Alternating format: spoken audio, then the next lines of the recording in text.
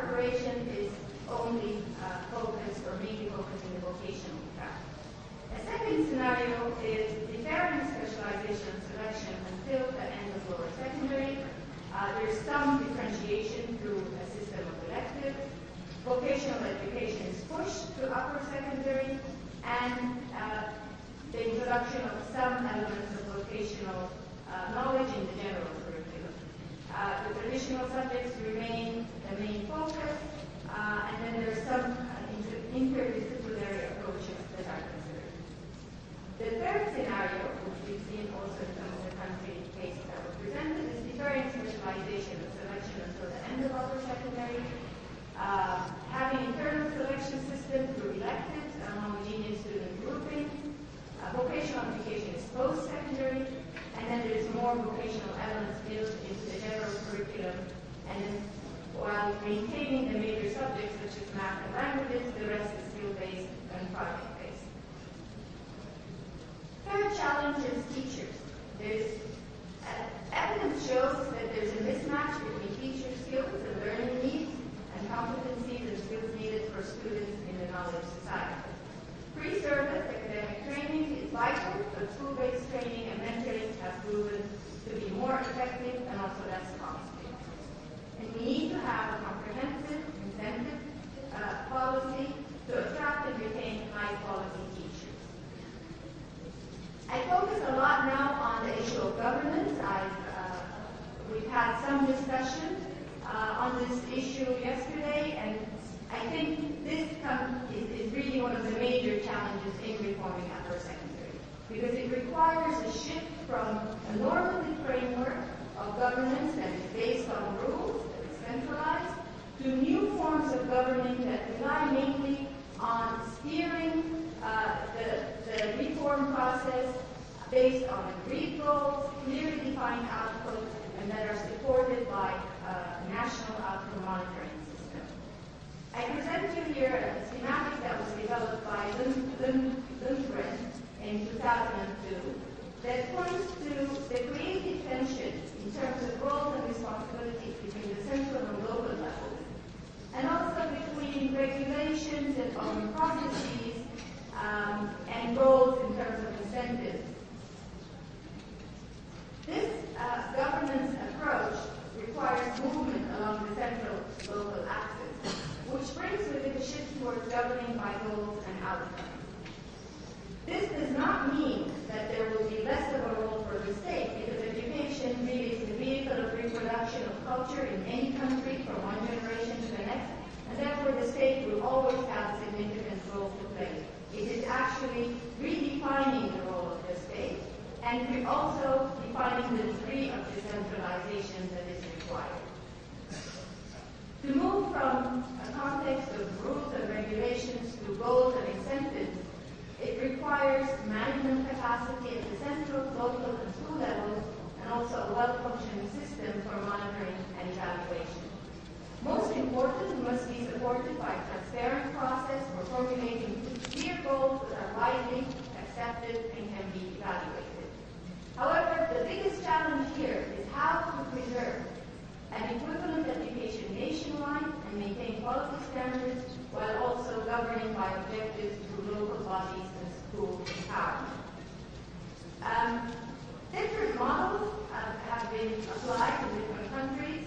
Those can be divided into four different models. There's a centralized system with elements of devolution that has been applied in France starting in the 1980s, where more of the responsibility has been devolved to the local level, whether it's the region, county, or the school.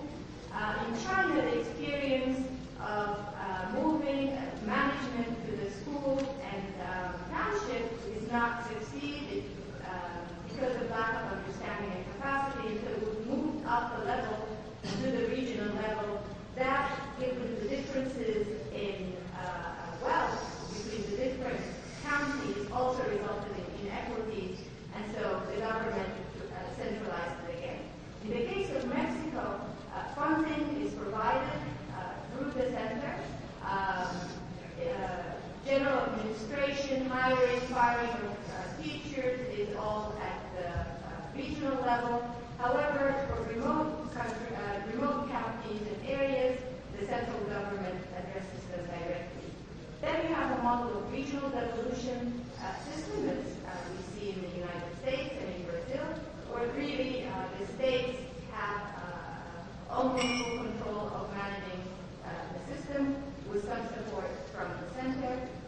You have situations where there's local control, as in the UK and Sweden, and then a fourth model is really of institutional autonomy through quasi-market, as in the Netherlands. I'm not going to get into the details of this, given the time constraints. Some of the basic elements of poor governance, based on the experience of these countries and studies that reviewed these experiences, is that it requires transparent, well-known regulation. It requires clear definition of stakeholder responsibilities, strong public management, and precise definition of outcomes, and having in place a monitoring and evaluation system to measure results. Another important aspect of governance is at the school level and how schools are managed. Generally, secondary schools have been reluctant to change. They're organized around individual subjects. Teachers work in isolation, and classes do not relate to each other, and students are assumed to learn at the same pace without taking into consideration different pace for different students.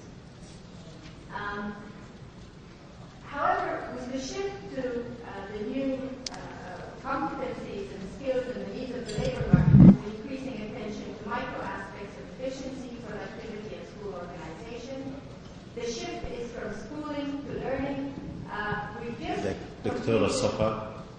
Okay. We've just completed our strategy at the World Bank for 2020, and there we focused a lot on the shift from schooling to learning. The focus again is on building thinking skills, how to think, how to learn, and creativity. The characteristics of effective schools focus on the actors, the teachers, the principals, the personnel of the school, the parents, and of course the students. And certain characteristics are required in terms of competence. Teachers need to be competent. They need to be confident in their role in providing the skills or helping students acquire the skills and competencies. It focuses on cooperation between the different actors, the role of community, role of leadership, and a focus on learning and responsiveness to the needs of students. This will create an environment that is conducive to learning. So some of the policy orientations based on the study of different countries' experiences is that really there is not one way for reform. There is no general formula. There is no magic bullet. You will have to look at your history, your culture, your society, your economy, and where you want to be, but the lessons from the experience can help frame the policy debate and dialogue.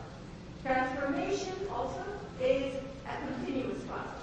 It requires leadership, it requires political support, it requires consensus building, energy, and resources. The support to schools needs to be targeted, diverse, and flexible to address the different contexts. And also there needs to be a concerted focus on improving teaching and learning at the classroom level.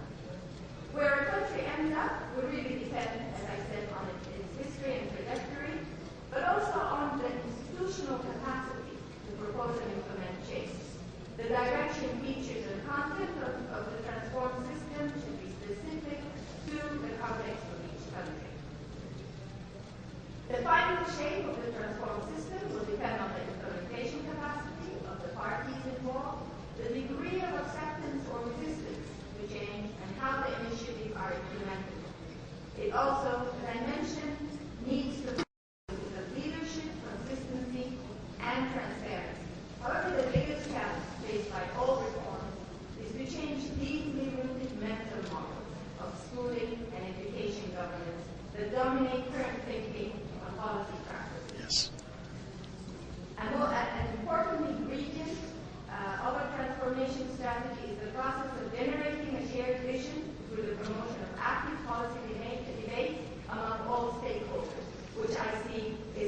roundtable.